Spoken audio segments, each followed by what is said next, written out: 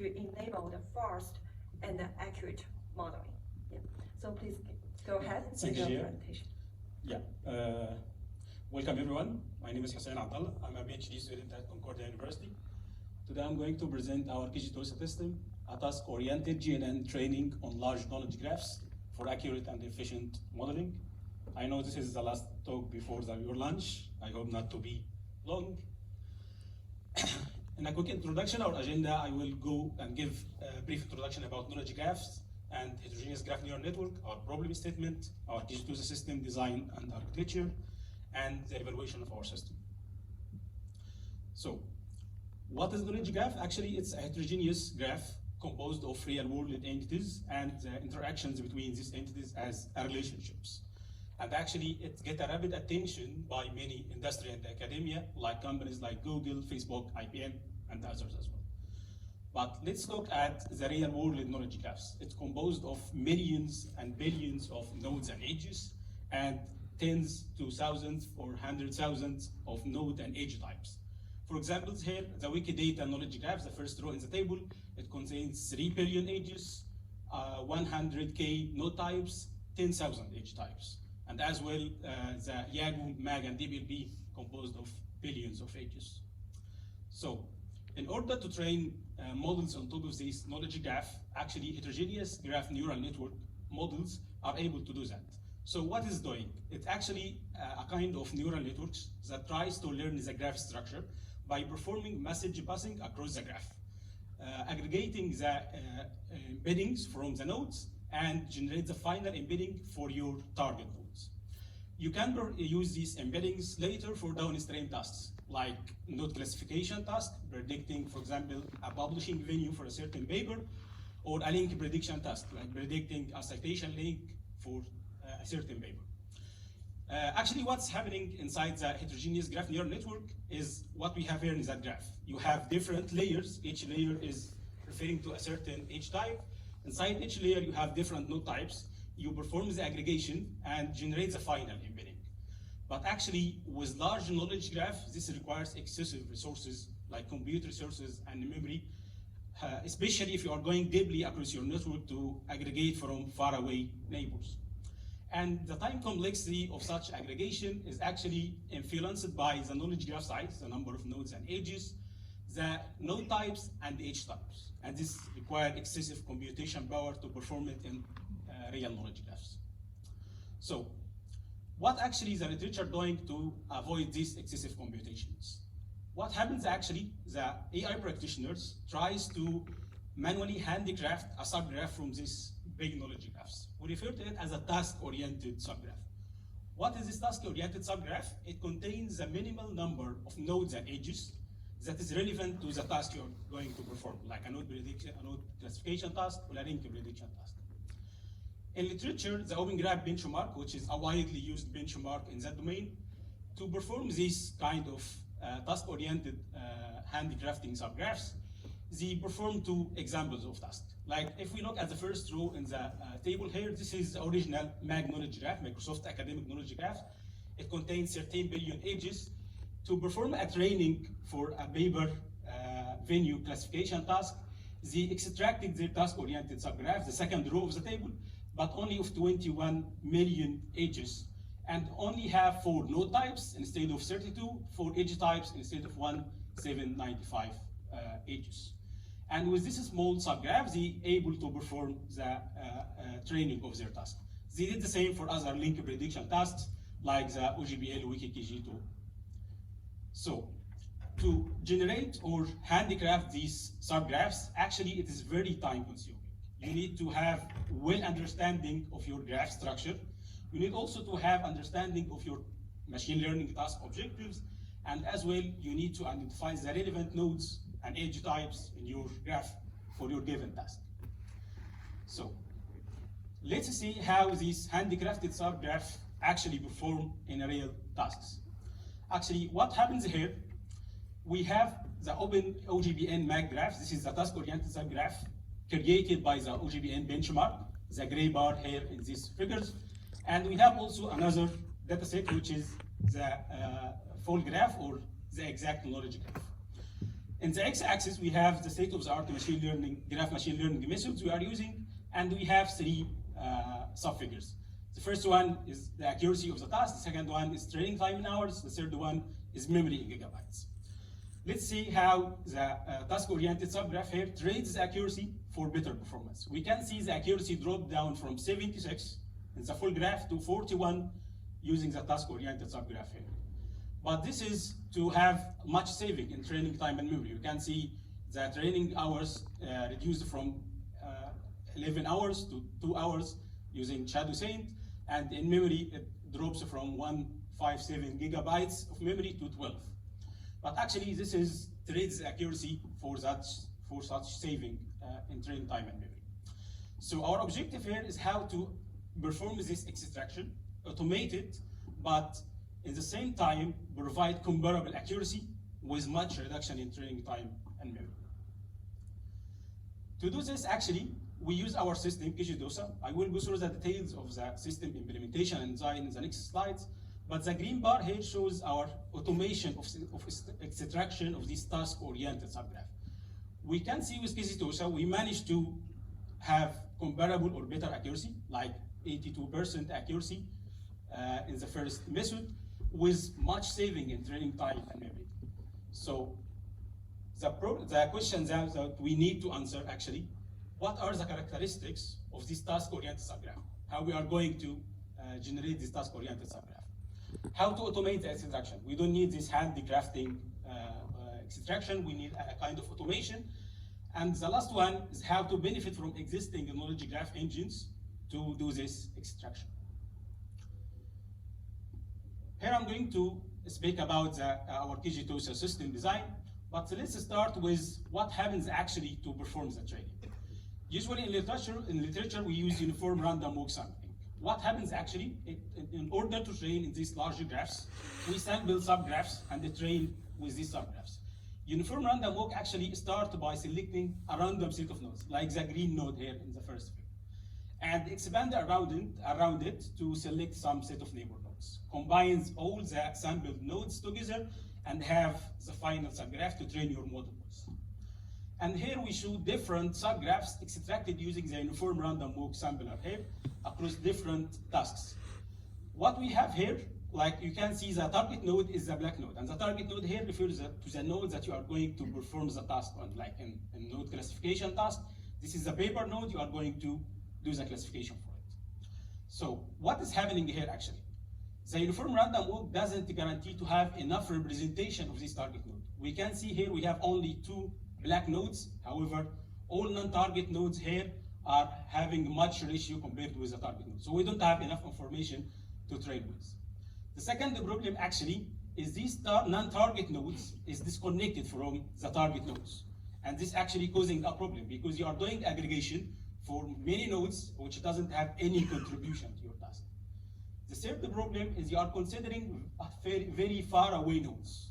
Like we can have here like 3 or 5 hubs away from your target nodes, and actually the impact of aggregating these nodes embedding is very low and will not achieve better performance or contribute to your task. So how to design this task-oriented subgraph? We studied comprehensively the characteristics that we need to have in our task-oriented subgraph.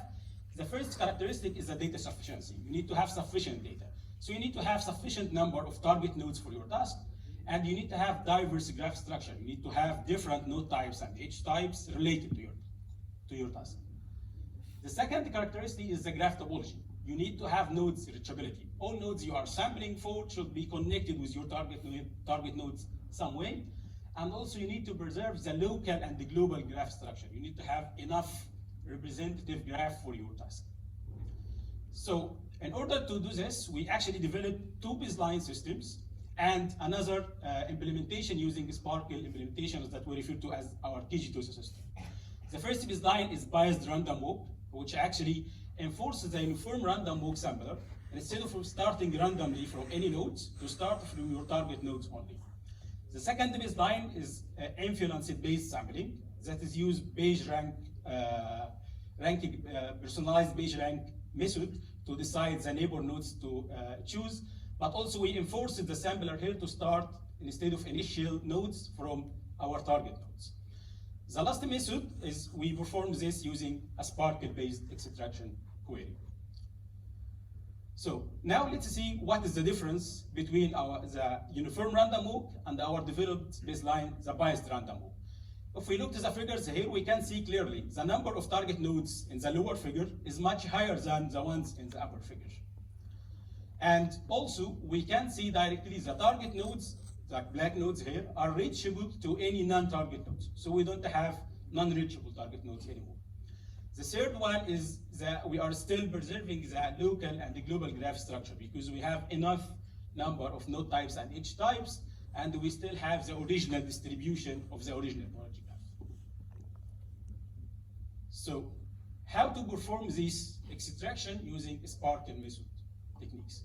At first, we need to design a basic graph pattern using our RDF technologies to have the extraction method. We start here from the target nodes, the black node in the figure.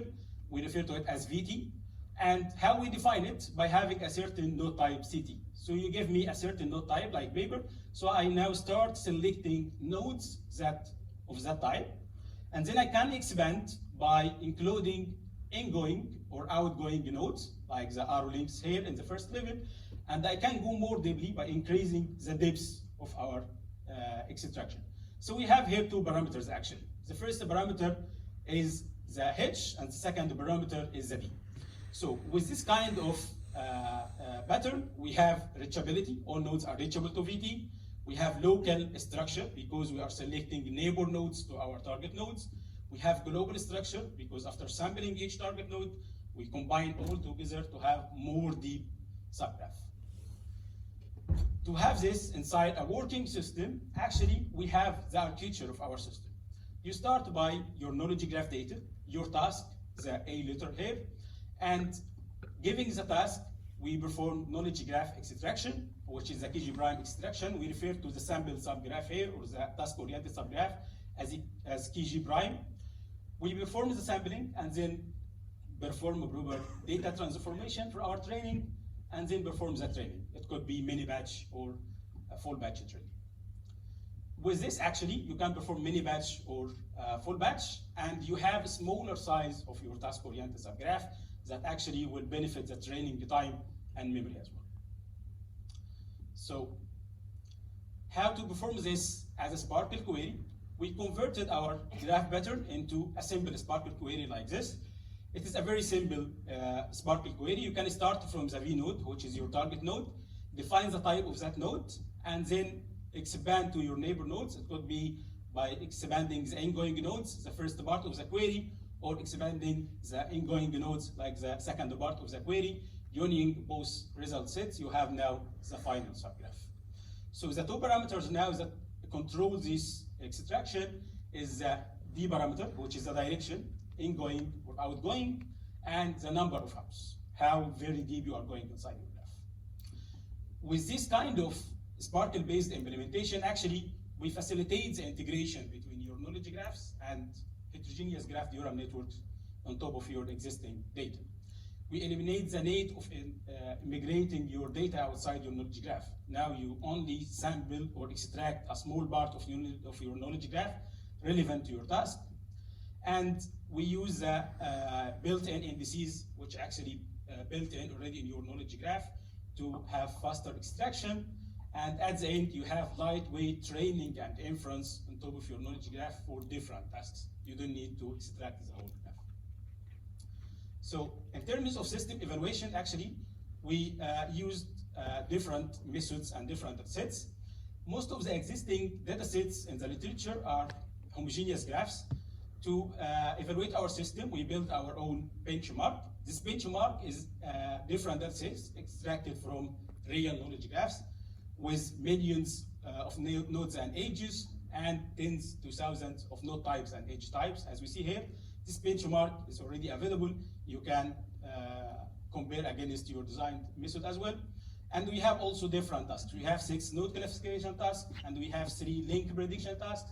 And the metric we are using for node classification is accuracy, and for link prediction is hits at 10. In terms of methods that we are comparing with, we are using the state-of-the-art methods. Like we can see here for node classification, we used Kgtosa, published in Europe 21, GraphSaint, Isler 20, SHN, AAAI 23. And for link prediction as well, we are using the state-of-the-art methods like LHGN, DAB 23. And in order to compare against the full graph, in each experiment, we are showing the difference between training using your full graph and the task-oriented subgraph extracted by our Kgtosa system. And for each run, for each experiment, we have 3 runs, and we report the average results per experiment. Let's start by the node classification evaluation. Actually, in the figure here, we have the first task, which is node classification task on top of Yago graph. We are predicting a country for a certain place. So the blue bars are the full graph, like training on top of the full graph, and the green bars are training using the task-oriented subgraph generated by our Kgtosa. The x-axis is the state-of-the-art methods that we are using. The y-axis for the first graph is accuracy, the higher is better. The second one, time in hour, the lower is better. The third one, memory in gigabytes, the lower is better. We did the same for other 2 tasks on top of DBLB graph and on top of Magnology graph as well. So what is happening here actually? In the training using our task-oriented subgraph, we actually managed to save a lot of memory, especially for the full batch training methods, like the RGSN method, the first column in each subgraph here, which significantly decreased its memory consumption up to 63%, which is a great saving. And for the mini batch training methods, the rest of the methods here, actually we managed to reduce the training time and memory, and as well, we have some improving in some tasks up to 11 points of accuracy. And we can see here across all the methods, we have a comparable accuracy or even better accuracy in some cases. The yellow parts here in the graph is the cost of the extraction, which we can see is very minimal compared to the training time overall. We did the same for link prediction actually. We have 3 tasks on top of the DBLB to predict a link between affiliation between 2 nodes. So for DBLB, we have this task. For WikiKG, we have another task, which is predicting occupation link. For Yago3, we have another task that predicts connection between 2 imports. We did the same. We have different results, and we have a lot of saving, especially with DBLB graph.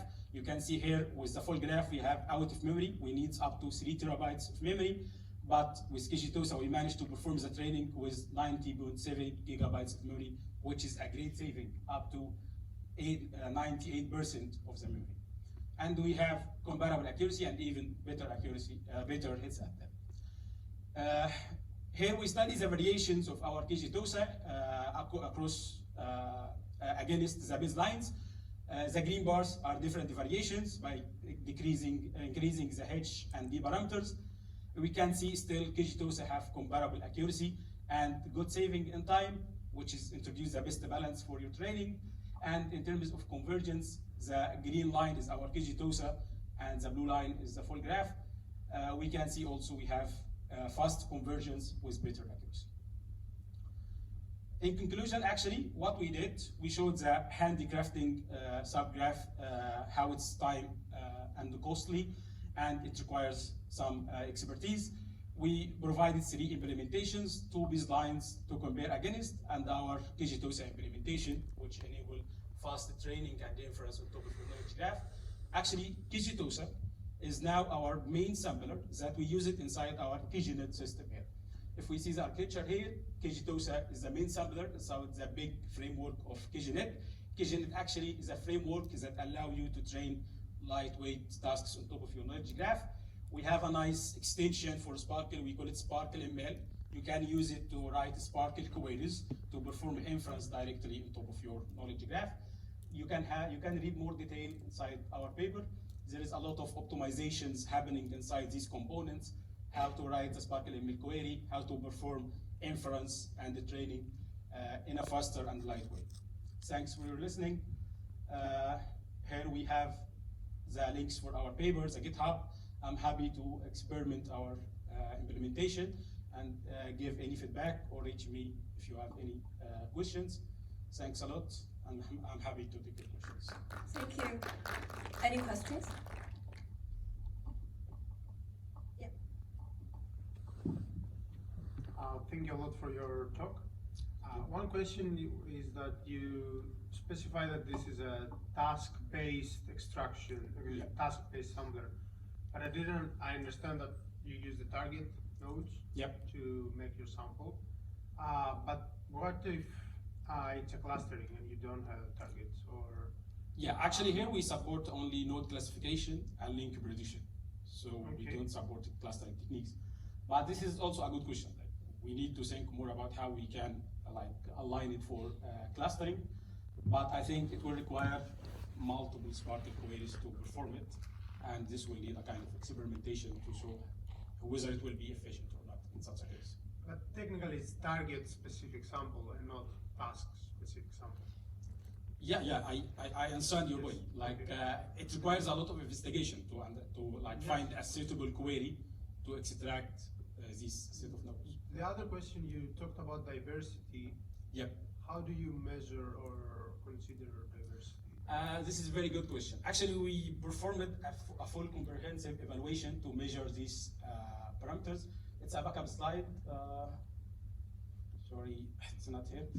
Like, I have it, but it's already in the paper, and I have it in the poster. Like, I can show you how we did this comprehensive evaluation. We have large comparison between different extraction techniques. We show how we maintain